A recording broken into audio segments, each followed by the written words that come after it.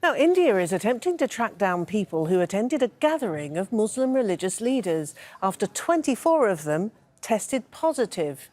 As many as 1,500 people from across India, as well as from other countries, were at the meeting in the capital, New Delhi. 700 had now been sent into quarantine, while hundreds more are in hospital. Let's talk to our correspondent now, Elizabeth Paranam, who's in New Delhi. Elizabeth, how was this meeting able to take place under the conditions imposed by the government, which are among the strictest in the world?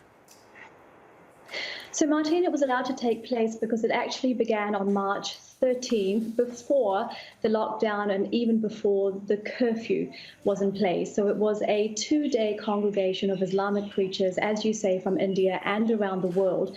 But after the congregation ended, a lot of people, we think around 1,500 at least, decided to stay on at the mosques accommodation. And by the time Prime Minister Modi announced that there was a nationwide curfew over a week ago on Sunday, 2 days before he announced the lockdown, he also announced that all buses and train services had to stop, and these people say that there was no way for them to get back to where they're from after that, stranding them there.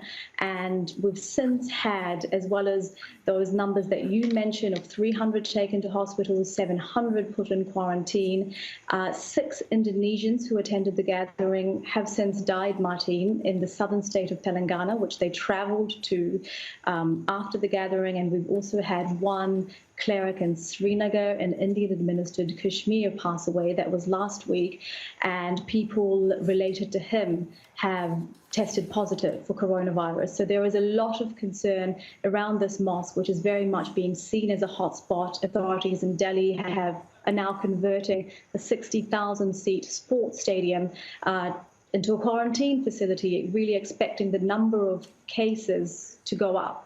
Right, Elizabeth, and what is the situation more generally around the country?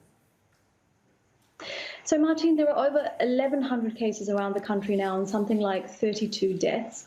The big story here, though, over the last week of the world's biggest lockdown has really been the big tragedy that the lockdown has created for India's poor and millions of migrant workers in India. There are something like 120 million people in India who work in different states to where they're from.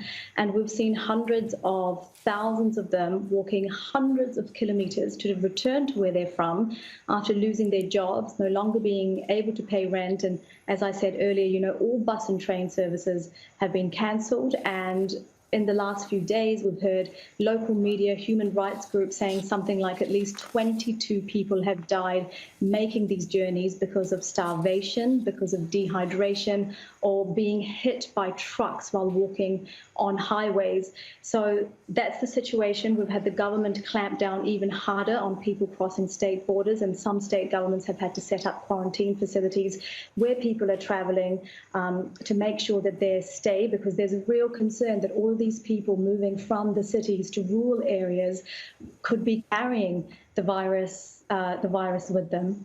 Right, OK. Elizabeth Paranam, live in New Delhi. Thank you.